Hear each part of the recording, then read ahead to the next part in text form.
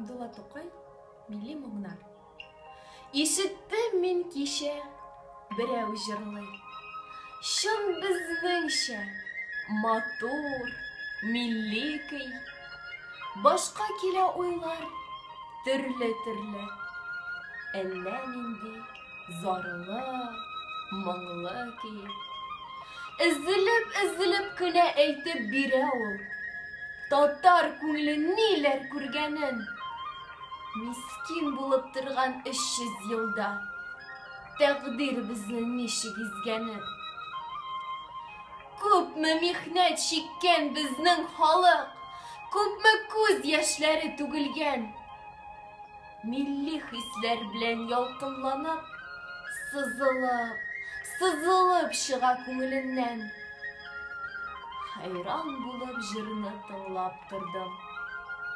Ташлап түбән дөнья уйларын, күз алдымда күргән төсле булдым Болгар һәм Агыйдел буйларын.